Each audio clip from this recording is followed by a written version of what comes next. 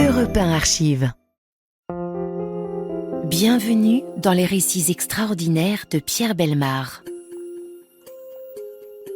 Un podcast issu des archives d'Europe 1. Vendredi 3 août 1923. La nuit tombe sur la baie de San Francisco. Sous la lune d'été, les flots du Golden Gate scintillent calmement entre les 7 collines. La foule cosmopolite s'agite dans les rues montantes, prenant d'assaut les tramways qui passent dans un vacarme assourdissant de cloches et de ferrailles. Tous les peuples de la Terre se côtoient ici. C'est l'heure où chacun, homme ou femme, va, après une journée bien remplie, s'offrir un moment de détente selon son cœur. Les portes des speakeasies discrets s'entr'ouvrent pour les amateurs d'alcool défendu. Les jazz bands électrisent des groupes compacts de danseurs gominés et de danseuses en chapeau-cloche. Le quartier chinois offre à qui sait montrer patte blanche les vapeurs de l'opium. Français, Espagnols, Italiens, Portugais s'agitent pour participer à la course au dollar américain. Dans le quartier des millionnaires, un hôtel de luxe, le Palace Hotel. Dans le Palace Hotel, un appartement de luxe, velours, cuir et acajou. Dans le salon bien isolé de la frénésie californienne et du bruit des tramways, un grand homme. Un grand homme à l'américaine. Il porte un prénom étrange. Gamaliel. Gamaliel a 58 ans, mais il est bien fatigué. Gamaliel est étendu ou plutôt assis sur son lit, le dos bien droit, calé par 3 gros oreillers.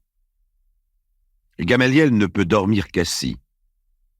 Pour l'instant, Gamaliel, les yeux fermés, écoute son épouse lui faire la lecture. Son épouse, Florence, toute droite dans un fauteuil à oreillettes, lit un magazine en s'aidant d'un lorgnon cerclé d'or. La femme de Gamaliel, le grand homme, lit un article du Saturday Evening Post. L'article s'intitule « Calme bilan d'un homme calme ». L'homme calme, c'est Gamaliel. Et Florence achève sa lecture sans hâte ni passion. Mais cette scène tout empreinte de sérénité conjugale est trompeuse. Gamaliel respire à peine. Est-ce de l'angoisse? Est-ce la maladie? Est-ce autre chose? Florence termine sa lecture d'une voix égale. Quelles sont ses pensées qui traversent son front marqué d'une ride autoritaire? Quel regard jette-t-elle sur son époux, qui l'écoute sans mot dire? Est-ce un regard de déception? Est-ce un regard de haine? Florence pose son magazine sur ses genoux. Gamaliel dit « C'est bien. Bien. » Et puis il soupire profondément. Gamaliel est mort. Et toute l'Amérique sentira dès le lendemain le petit frisson qui nous saisit lorsqu'un homme très important disparaît.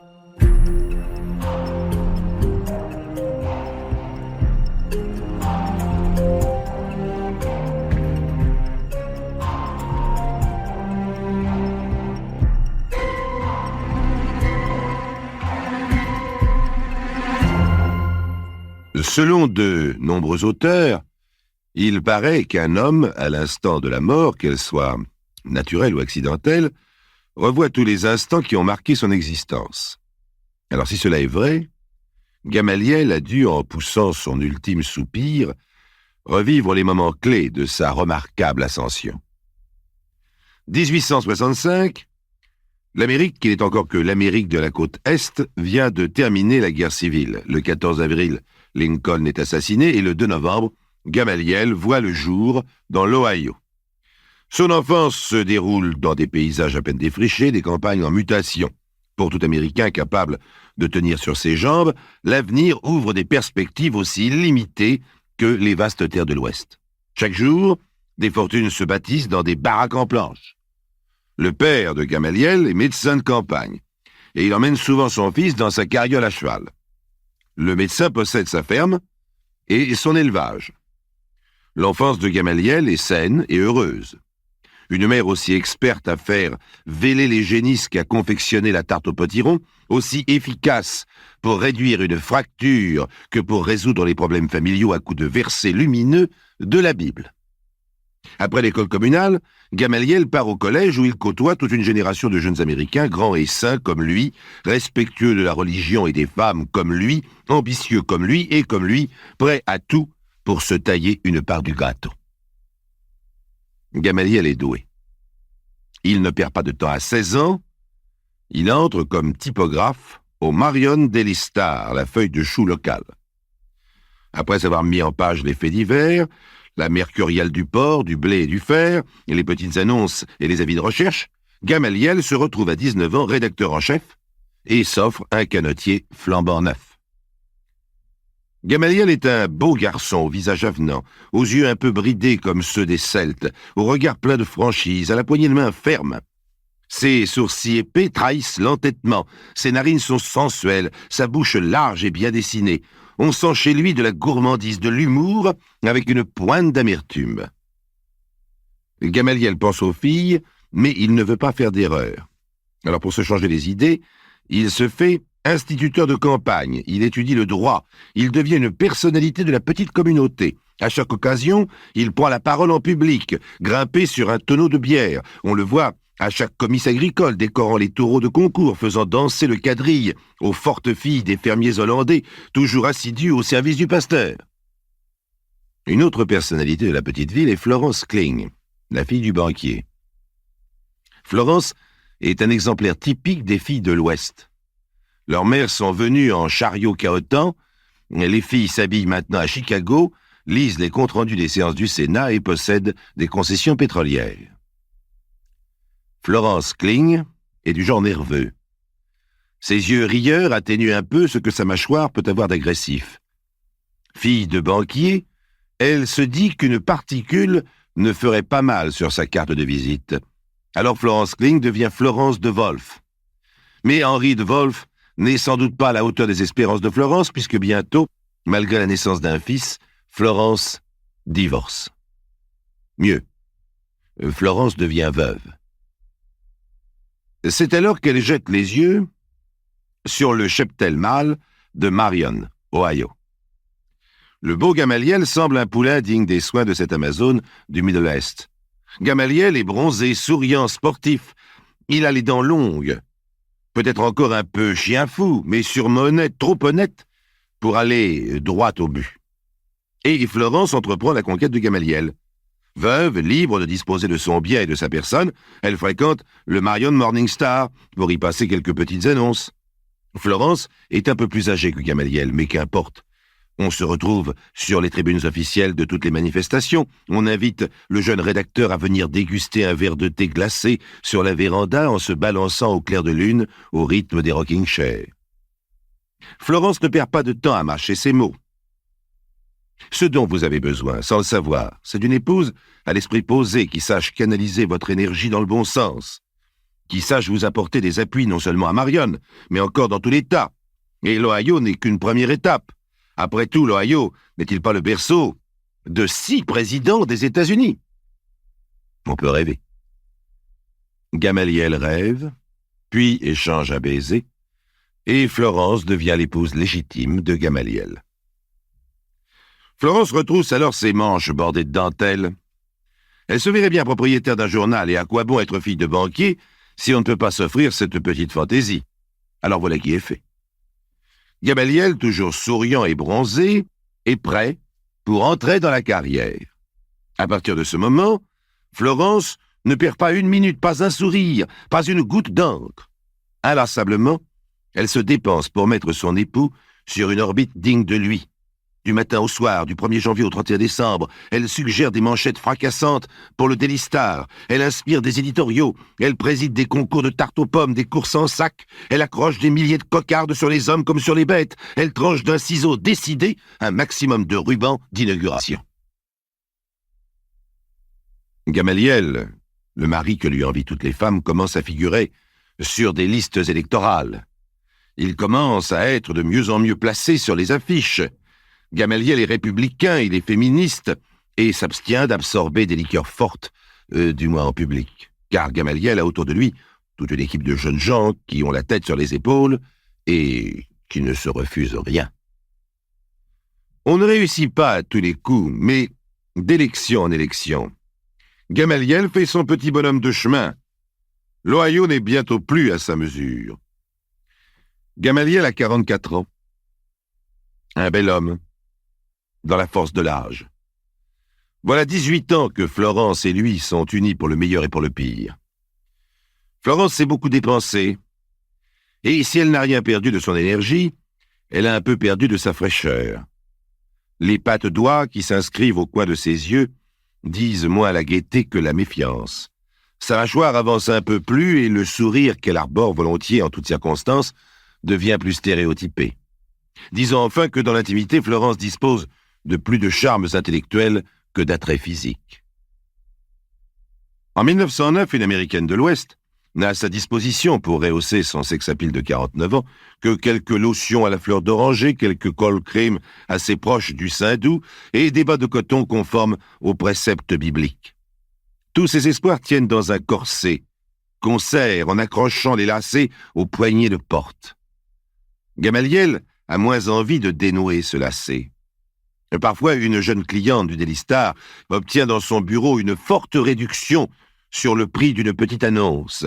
Elle a souvent une jolie peau de rousse, un prénom irlandais, hollandais ou allemand, des yeux clairs et une cervelle d'oiseau. Un beau jour, Gamaliel est sollicité par une gamine à la recherche d'un emploi. Il l'engage sans y prêter attention. Elle se prénomme Nancy. Elle a le nez plein de taches de rousseur, un grand chapeau de paille, une ombre de poitrine, un culot monstre, les dents du bonheur et une manière de vous regarder dans les yeux en se tortillant qui met Gamaliel bientôt en sueur. Il ne peut plus sortir de son bureau sans la rencontrer. Nancy, Nan pour les intimes, fait une petite révérence et Gamaliel se heurte au chambranle des portes. Lorsqu'il apprend que Nan a 14 ans, ses sueurs deviennent des sueurs froides. Mais Nan le suit pas à pas.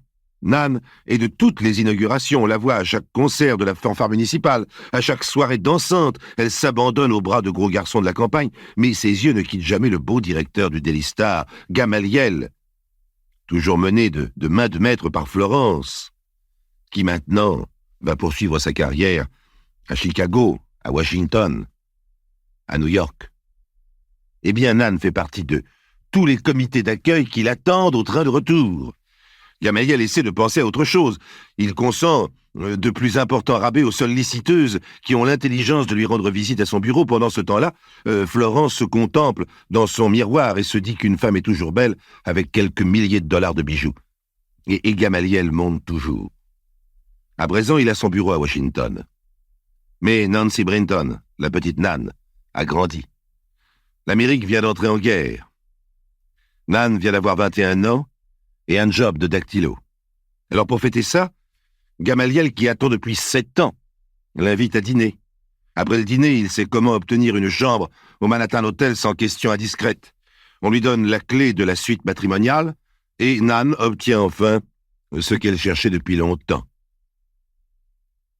À présent, Florence et Gamaliel sont à Washington en permanence. Gamaliel est devenu un personnage très important, presque un grand homme. Son nom, sa photo, ont débordé des colonnes du Daily Star pour être publiés d'un côté à l'autre des États-Unis.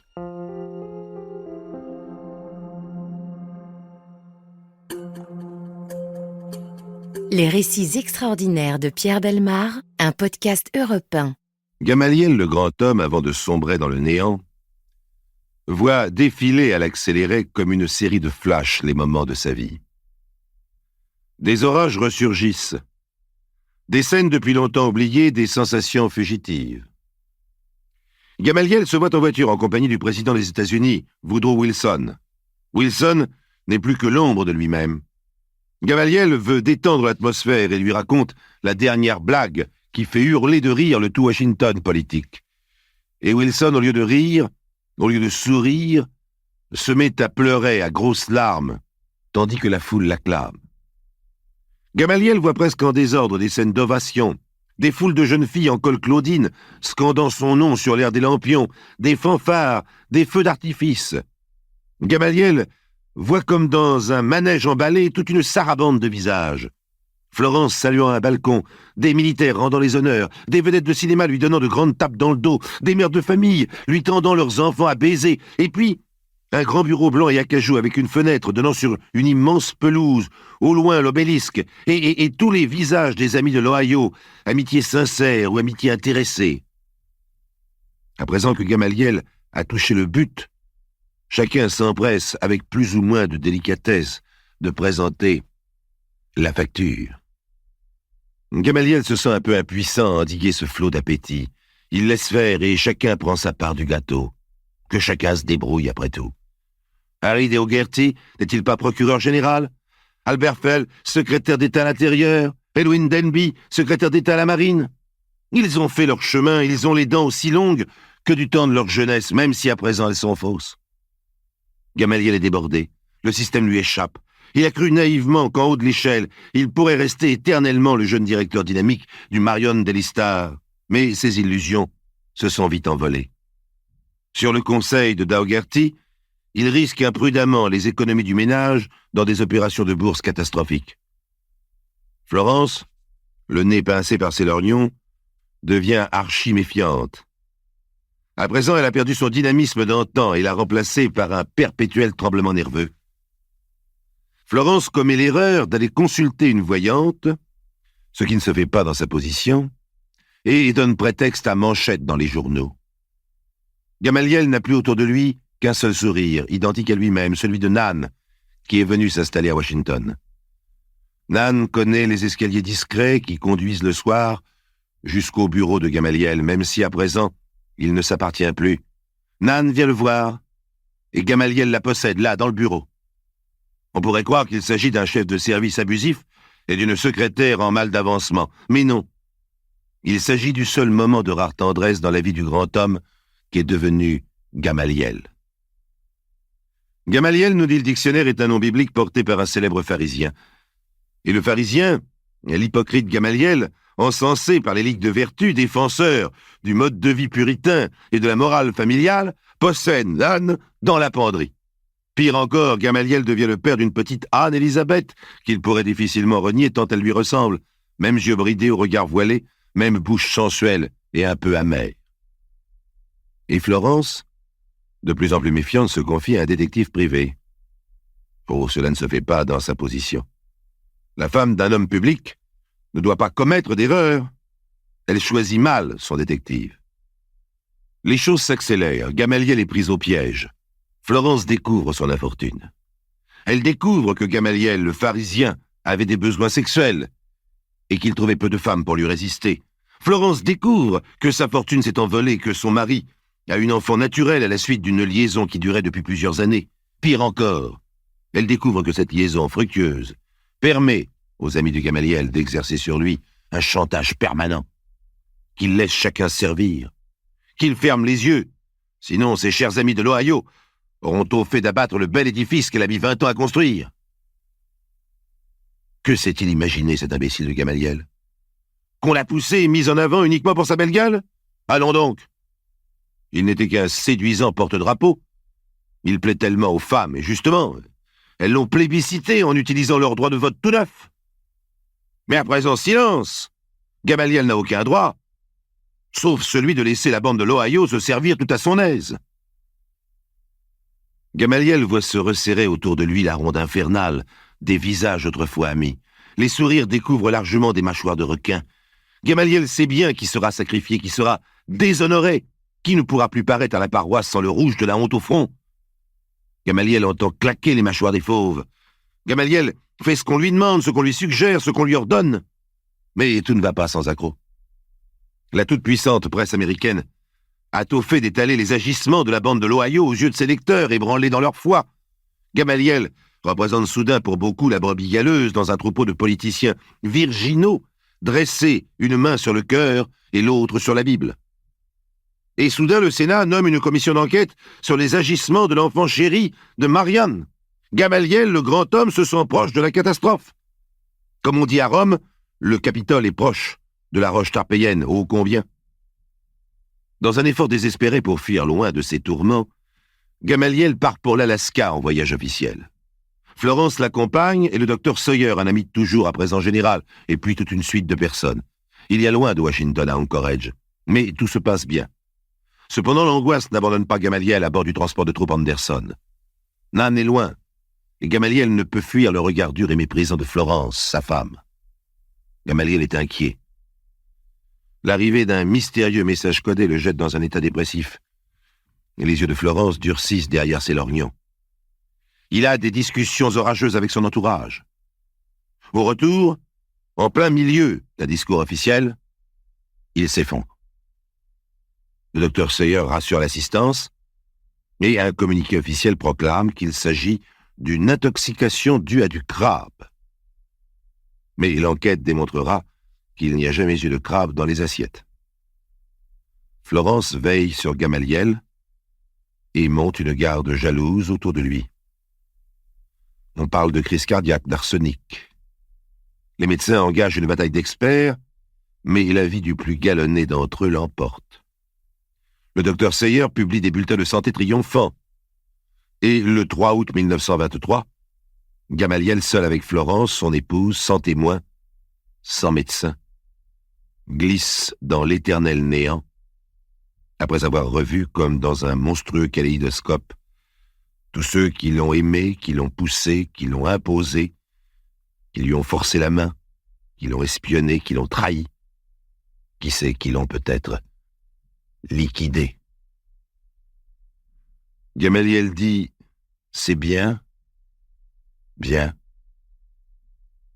et meurt. Et tout le monde court dans les couloirs.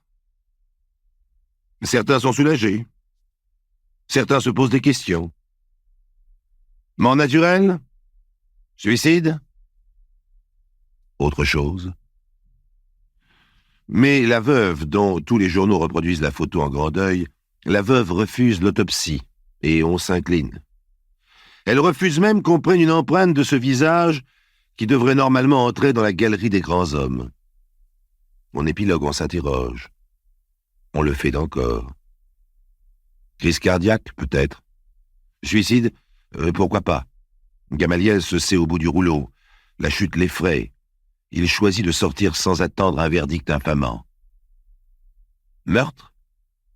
La bande de joyeux copains de l'Ohio trouve là une solution expéditive pour se débarrasser d'un empêcheur de tourner en rond, tout en fermant la bouche à un complice de leur malversation sur le point de craquer. Crime domestique? Florence, ayant consacré toute son existence à faire de son mari un grand homme, ne peut se résoudre à la chute de son œuvre. Elle ne peut envisager de regagner Marion comme la femme vieillie d'un homme déshonoré. Chaque thèse, vous le voyez, a ses arguments.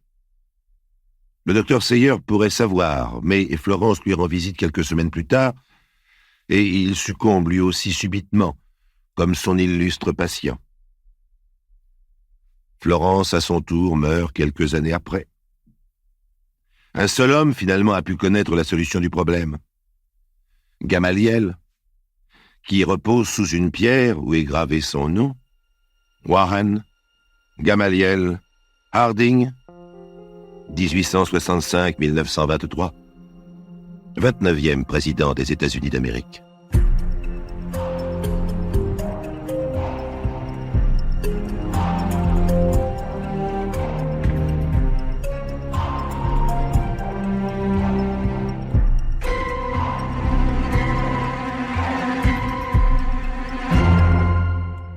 Vous venez d'écouter Les récits extraordinaires de Pierre Bellemare, un podcast issu des archives d'Europe 1 et produit par Europe 1 Studio.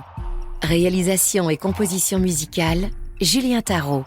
Production, Lisa Soster. Patrimoine sonore, Sylvaine Denis, Laetitia Casanova, Antoine Reclus. Remerciements à Roselyne Bellemare. Les récits extraordinaires sont disponibles sur le site et l'appli Europe 1. Écoutez aussi le prochain épisode en vous abonnant gratuitement sur votre plateforme d'écoute préférée. Mercedes-Benz. Cette voiture, elle a toujours été là.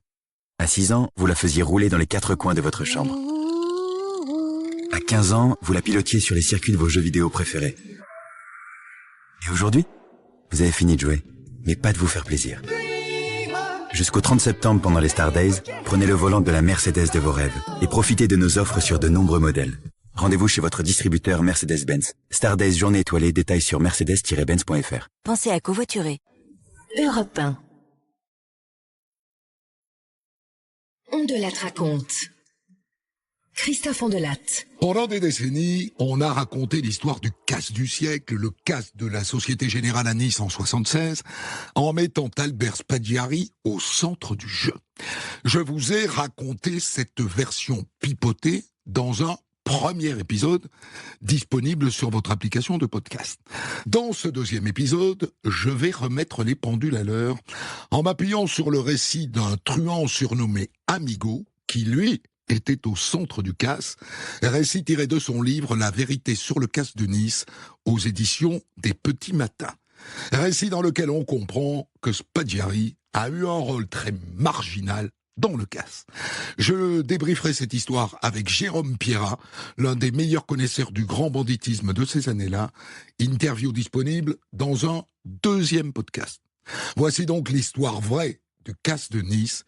Je l'ai écrite avec Thomas Audouard, réalisation Boris Paczynski. Europe 1. Christophe Ondelat. En 2010, près de 35 ans après le casse de Nice, Amigo vient donner une belle claque à tous ceux qui, comme moi, prétendaient avoir raconté cette histoire en mettant Albert Spaggiari au cœur du jeu. En lui donnant le titre de cerveau, on s'est bien fait bananer. Et moi, j'ai participé au casse de la Société Générale de Nice en 76. J'y étais du début jusqu'à la fin. Alors pendant des années, mes amis et moi, on a laissé raconter n'importe quoi sur ce casse. Spaggiari a voulu assumer un rôle qui nous mettait à l'abri. Au début, ça nous arrangeait. Mais là, franchement, ça me pèse. Et, vu toutes les conneries que j'entends débiter, je veux rétablir la vérité. Spaggiari a pris son pied, et tant mieux pour lui. Mais Albert n'était qu'un intervenant ponctuel dans cette affaire. Rien de plus. Alors moi, je vais vous dire comment ça s'est réellement passé. Et je vais remettre Albert à sa place. Toute sa place. Et rien que sa place.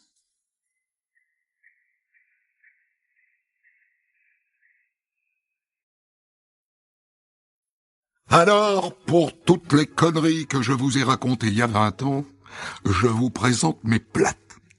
Mais le plus drôle, c'est qu'ils ont repassé l'émission à la télé il y a pas longtemps.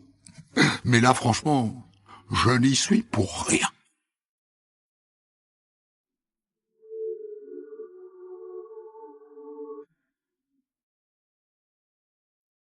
La paternité du casse, Amigo l'attribue à un homme qu'il appelle le gros. Ce serait lui, le vrai cerveau. Le gros, c'est mon ami. À l'époque, on cherchait un coup à faire. Une banque, une perception, peu importe. On avait juste deux critères. D'abord, il fallait qu'il y ait beaucoup d'argent à prendre, au moins 1 milliard de centimes, et surtout qu'il n'y ait pas de système de sécurité. Et c'est là que le Canois a voulu nous rencontrer.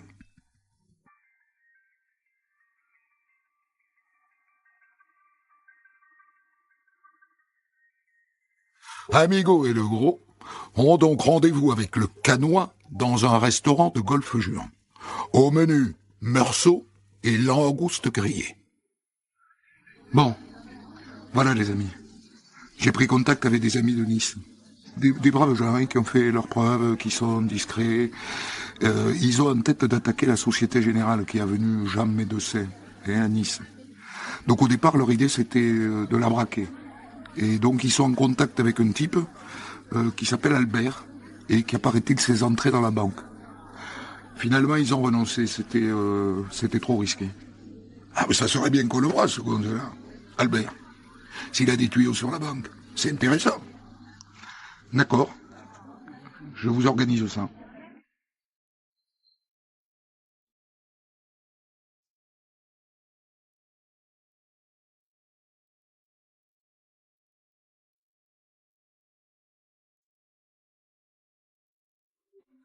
La rencontre entre Amico, le gros et Albert, dont vous avez compris, je pense qu'il s'agit d'Albert Spaggiari, a lieu dans un restaurant de Cagnes-sur-Mer, sur la plage. Le patron, qui connaît ce genre de clientèle, leur a réservé une table à l'écart. Alors, il paraît que tu as quelqu'un dans la banque? Oui, effectivement. C'est quel genre, hein? Le directeur? Quelqu'un de l'équipe de direction? Non, c'est pas quelqu'un qui a un poste élevé, mais il sait beaucoup de choses, hein. Ça fait longtemps qu'il travaille là. D'accord.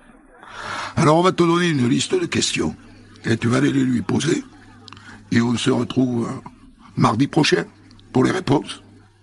Même heure, même endroit.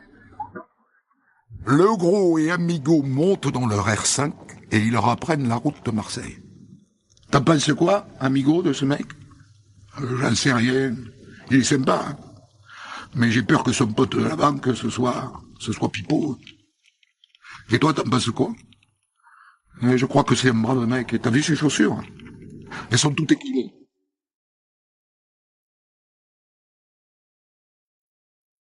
Autrement dit, c'est un brave mec parce qu'il a des chaussures usées. Dans le milieu, c'est un signe d'humilité.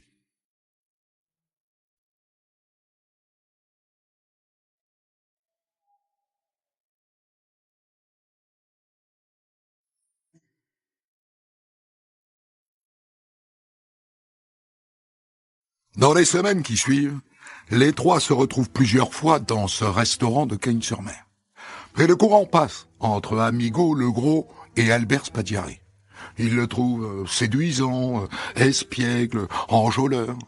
Il semble considérer la vie comme une énorme blague. Mais à chaque fois, il revient avec les réponses aux questions qu'il est censé poser à son ami banquier. La disposition des lieux, la sécurité, les horaires. Et t'arrives toujours pas à savoir si la banque a un système d'alarme ou pas. Et non, tu comprends, c'est compliqué, hein, ces choses-là. C'est un peu secret, hein. Tu comprends ça?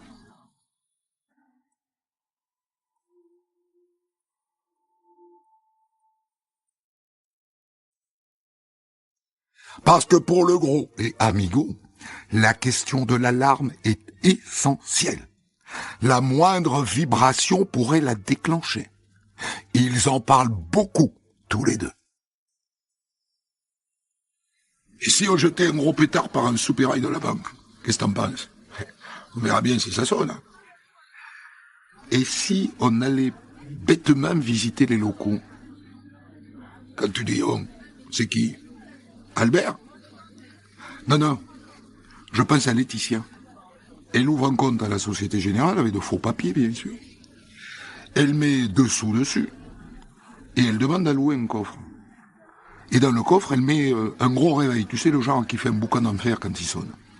Et elle le règle pour sonner à minuit, par exemple. Et on verra bien si quand il sonne, entre le bruit et les vibrations, ça déclenche une alarme. Et tu crois que Laetitia sera d'accord? T'inquiète, amigo. C'est une aventurière, Laetitia. Elle acceptera. Elle le fera même avec plaisir. Et elle accepte, en effet. Ils lui font faire des faux papiers FISA, et 2 jours plus tard, la voilà qui entre dans la banque par la grande porte. Elle met le réveil dans son coffre, et elle ressort.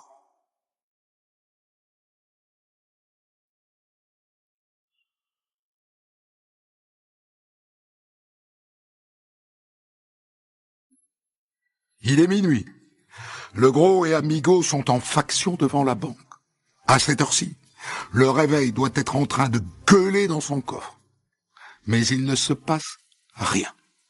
Donc, il n'y a pas d'alarme.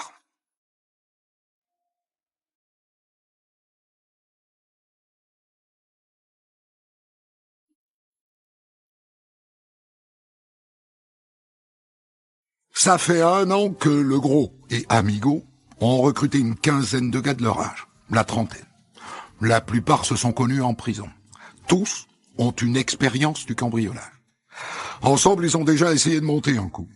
Une agence des PTT du 13e arrondissement à Paris, qui avait 7 milliards de centimes dans son coffre.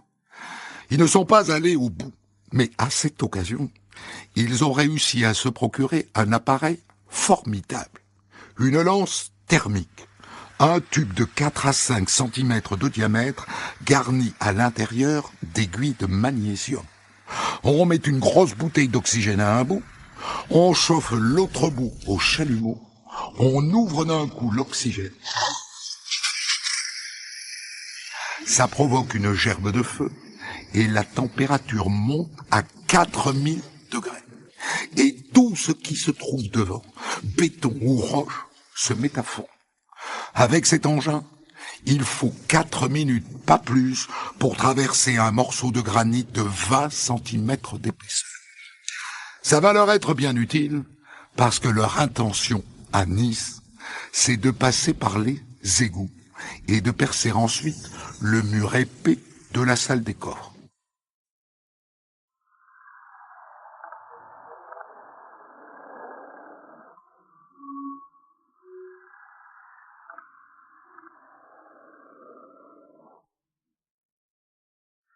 À partir de maintenant, le sujet, ce sont donc les égouts, le tracé des égouts.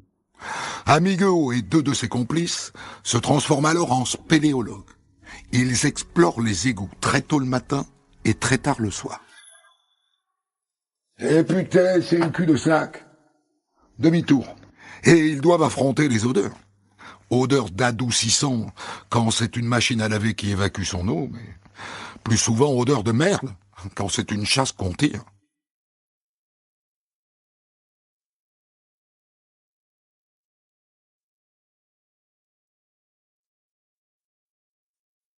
Et maintenant, Amigo, le gros et ses amis doivent trouver par où sortir des égouts.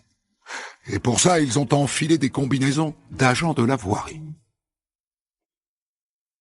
Soulève la bouche l'égout pour voir où on est. Ça débouche en pleine rue. C'est beaucoup trop risqué. Et c'est là qu'ils découvrent un passage qui mène à la rivière souterraine, le Paillou. C'est bon, hein. On a une autoroute pour évacuer les lingots, hein. Les pistoles, les bijoux, on va tout passer par là.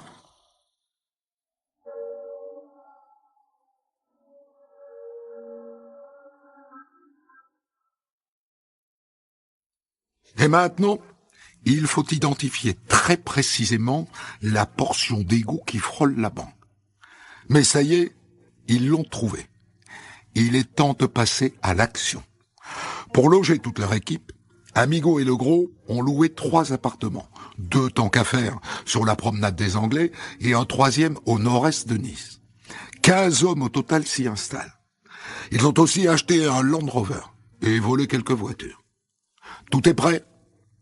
Alors action. Premier objectif, faire entrer tout le matos dans le Paillon, la fameuse rivière souterraine. Ça dure des nuits et des nuits. On pourrait utiliser un canot pneumatique, qu'est-ce que t'en penses? Non, c'est pas adapté, on va tout transporter à dos d'hommes, hein. Et maintenant, il faut percer ce fichu tunnel entre les égouts et le mur de la banque. La fine équipe donne les premiers coups de pioche, avec cette contrainte qu'ils ne connaissent pas l'emplacement précis de la salle des coffres. À mon avis, c'est par là, hein. Ici, là. Mais ils n'en sont pas sûrs à 100%. Alors ils appellent Spaggiari, qui est toujours censé avoir un ami dans la banque. Albert, ton contact dans la banque, il pourrait nous dire précisément où est la salle des coffres? Précisément? Non, je crois pas, non.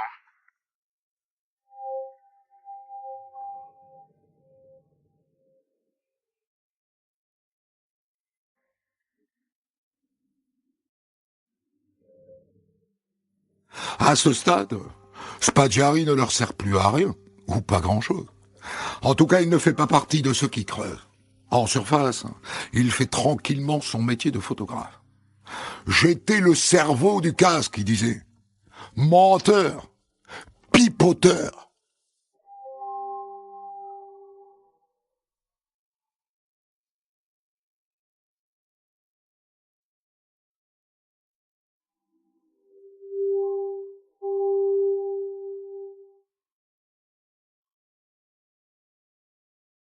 Ça fait des jours et des jours qu'ils creusent un tunnel à coups de burin et à coups de pioche. Ils sont en sueur. Ils sont épuisés, mais leur détermination est totale. Et regarde la terre. On a passé la barrière des égouts. Une chaîne humaine se met alors en place pour évacuer. À moi, à toi, à moi, à toi. Et soudain, un éboulement.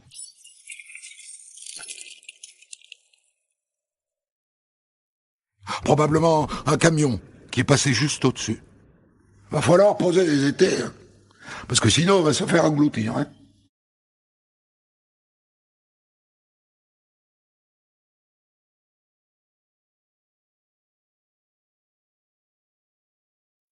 Et donc, ils font venir des planches, à la bonne taille. Encore des centaines de kilos de matériel à acheminer par les égouts. Mais ça y est, ils sont venus à bout des mètres cubes de terre qui les séparent du mur de la salle des coffres. Oh putain, regarde ce qu'il y a derrière. Un rocher, un énorme rocher. Ça, la lance thermique, on n'y arrivera pas. Il va falloir déjointer la roche, morceau par morceau. D'accord, mais on va se retrouver avec des dizaines de morceaux de rochers qui vont nous barrer le chemin. Hein. Eh bien, on va creuser un grand trou sur le sol du tunnel et pour que les morceaux tombent dedans. Je vois que ça. Hein.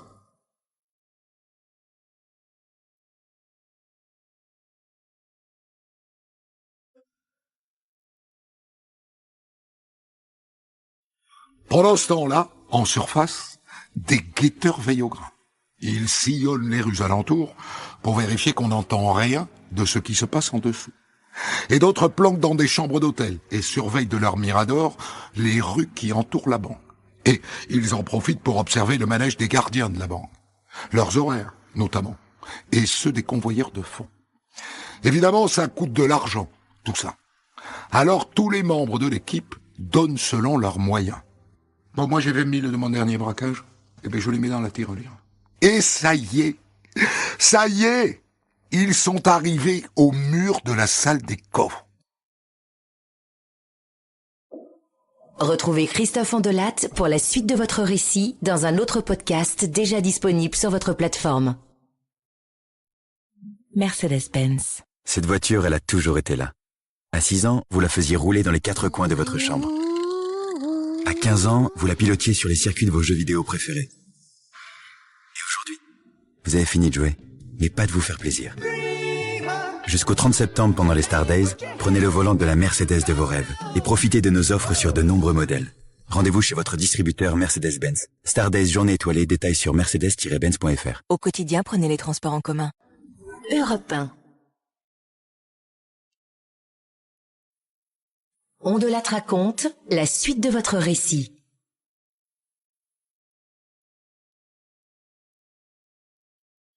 Soulagement. D'abord, ils ont creusé dans le bon sens. Et maintenant, les lingots, les bifetons et les bijoux sont à quelques mètres. Ils touchent au but. Mais c'est la partie la plus difficile qui commence. Car c'est du béton armé. Un barrage qui paraît infranchissable. Bon, je sais ce qui se passe dans votre caboche, les gars. Hein, vous vous dites, on va jamais y arriver. Et moi, je vous le dis, on va y arriver.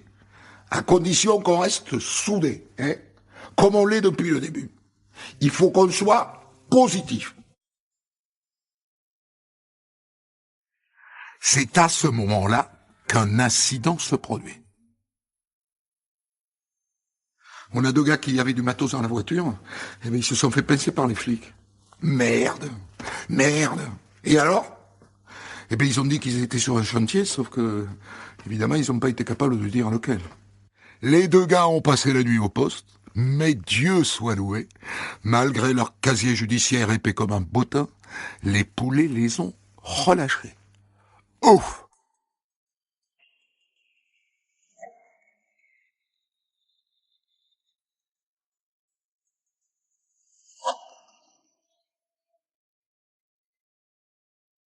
En sous-sol, les travaux de percement du mur de la salle des coffres continuent.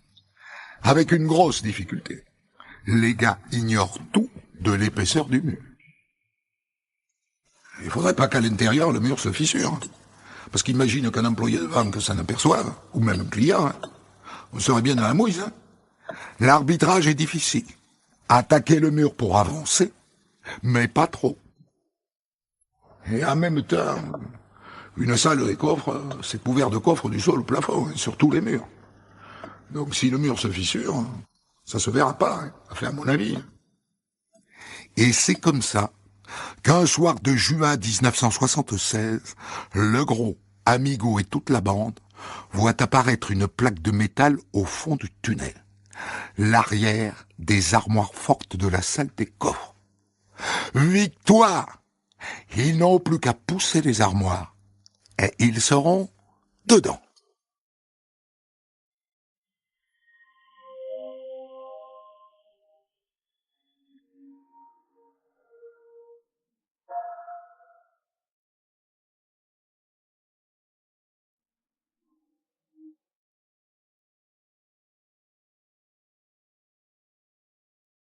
Et Spaggiari dans tout ça?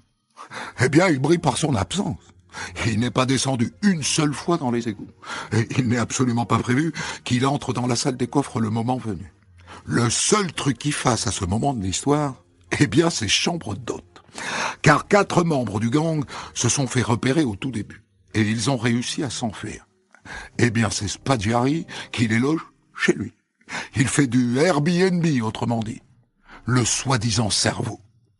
Pistolet!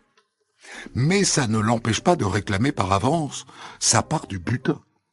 C'est le gros, le vrai cerveau du casse, qui est à la manœuvre.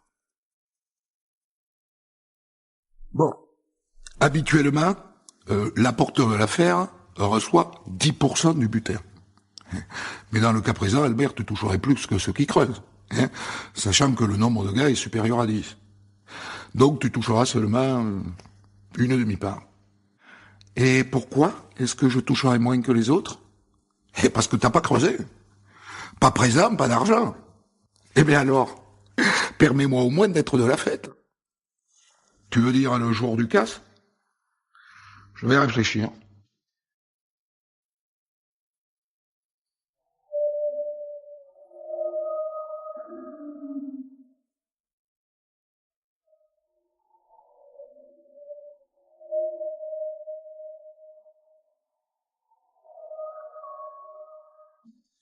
C'est pile à ce moment-là que le 8 juillet, le président de la République Giscard d'Estaing décide de s'offrir une visite à Nice.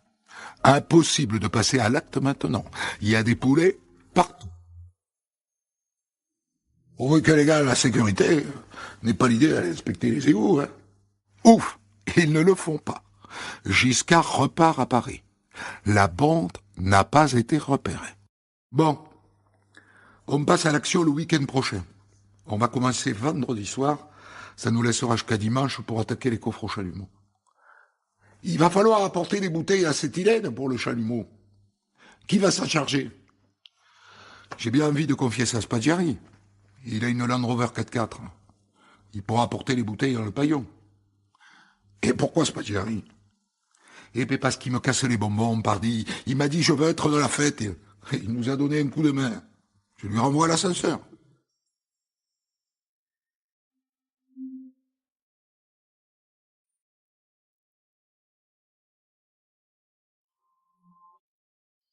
Et il le fait. Il vient livrer des bouteilles d'acétylène au lieu dit et à l'heure dite. Sauf que Spaggiari, ça ne lui suffit pas. Je vous ai bien aidé, n'est-ce pas? Alors je trouve qu'il serait normal que j'entre avec vous dans la salle des coffres. Ça serait loyal de votre part. Et donc, à force de jouer les casse-burnes, Spaggiari obtient le droit d'entrer dans la salle des coffres avec les autres. On l'y autorise. Il ne décide rien.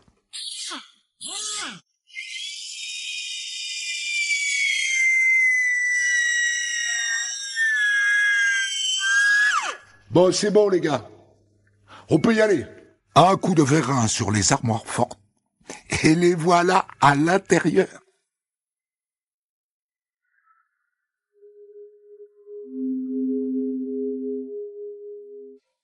On est au paradis, les gars. C'est ça, le paradis. Ils se congratulent, ils se tapent dans le dos, et ils se disent merci les uns les autres. Bon allez, à l'attaque. Il est l'heure d'attaquer les armoires fortes qui abritent les coffres. 3 membres de l'équipe s'y collent. Et putain, c'est costaud, hein? Et pourtant, tous ceux qui sont là ont percé des coffres toute leur vie. Les armoires sont plus résistantes que prévu. Tout ça prend à peu près 1 heure. Et les voilà enfin face aux coffres individuels. Mais c'est pas de l'acier, c'est du fer. Ça va sauter facile, hein, ça. Jusque-là, Spadiari n'a pas bougé le petit doigt. Mais il est venu pour participer à la fête. Et il veut sa part du butin. Dites, messieurs, est-ce que je peux me joindre à vous? Si tu veux, Albert, vas-y. Essaie. Mais ça se voit. Il ne connaît rien au travail de perceur de coffre. Regarde, Albert. Donc tu mets le pied de biche comme ça dans la fente, et tu le fais rentrer d'un coup de maillet. Vas-y. Albert découvre le métier. En attendant, le problème, c'est que le fer se tord, sans céder. Moi, j'ai une autre technique, hein.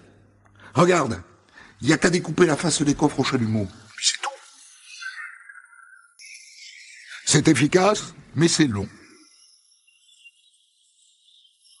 Et à ce rythme, on va pas pouvoir ouvrir tous les coffres, hein. À mon avis, on n'en fera pas plus de 300. Hein.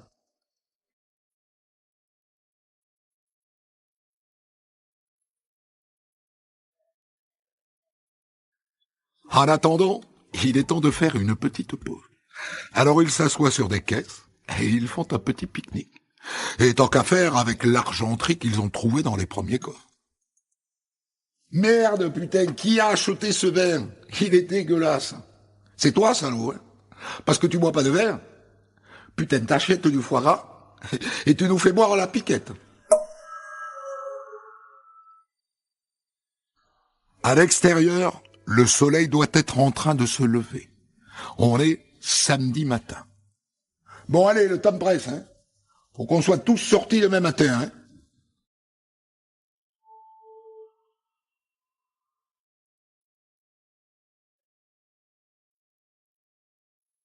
Et là, grosse surprise. Dans la nuit, les restaurants et les boîtes de nuit ont déposé leurs recettes. Alors ils parviennent à forcer le local. Des sacs de bifton pleins à ras-bord. Le butin est maintenant aligné sur le sol. Lingots, liasses de billets, bijoux, argenterie, parfois photos de cul, et même une veste en astrakhan. Des gars sont chargés d'évacuer au fur et à mesure. Et pendant ce temps-là, les autres dorment 1 heure ou 2 avant de se remettre au travail.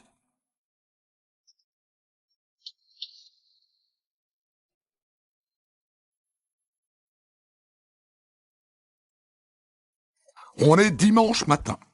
Il est temps de quitter les lieux. Et c'est Amigo, pas du tout Spaggiari, qui a l'idée de laisser un message. Il prend un panneau publicitaire et avec une craie, il écrit « Sans armes, sans haine et sans violence ». Qu'est-ce que vous en dites, les gars? Sans violence, c'est sûr. Aucun d'entre eux ce jour-là ne porte une arme sur lui. Pour effacer toutes les traces, ils aspergent la salle des coffres avec des extincteurs. Tous les coffres n'ont pas été ouverts, loin de là, mais il est temps de partir. Et pile à ce moment-là, Spaggiari, qui n'a pas fait grand-chose, a une idée. Et vous ne pensez pas qu'on devrait emporter ces sacs là, qui sont remplis de bons du trésor? Ah, hors de question. C'est beaucoup trop dangereux. Avec ces trucs-là, on finit toujours par se faire mordre. Alors Spaggiari, sourire aux lèvres, attrape un sac de pièces d'or et il se met à le traîner sur le sol. Espèce de corps! Tu vois pas que tu sèmes des louis d'or et des Napoléons partout sur ton passage? Direction les égouts et la rivière souterraine.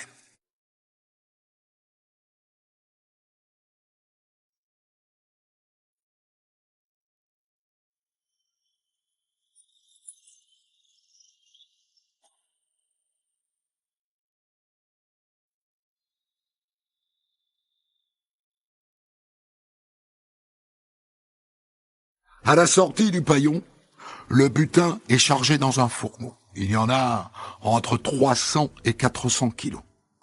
Les hommes, eux, se répartissent dans des voitures et ils prennent la direction d'Aix-en-Provence où ils ont une planque. À l'arrivée, ils sont épuisés. Alors ils se couchent. Dans les jours qui suivent, les hommes du Casse de Nice se réunissent pour se partager le magot. C'est pas simple, hein. Comment évaluer, par exemple, la valeur des bijoux? C'est pas compliqué.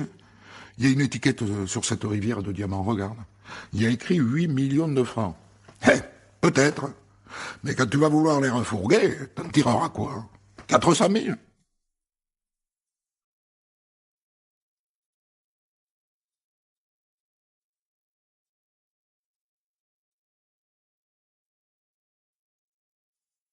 Et pour l'argent, c'est pas simple non plus parce qu'il y a des devises étrangères.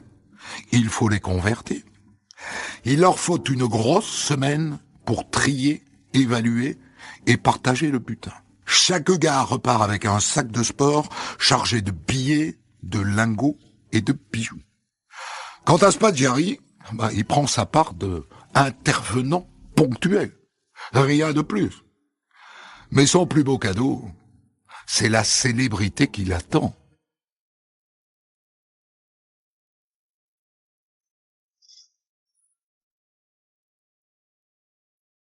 Je vais dire les choses clairement. Le cerveau du Casse de Nice, c'est le gros. Hein? Alors Albert Spaggiari s'est trouvé à un moment dans la position de revendiquer la paternité du Casse. D'accord. Mais il procurera surtout aux autorités judiciaires la satisfaction d'avoir conclu l'affaire en un temps record. Et la belle prise constituée par le prétendu cerveau du Casse leur donnera le sentiment du devoir accompli. C'est tout.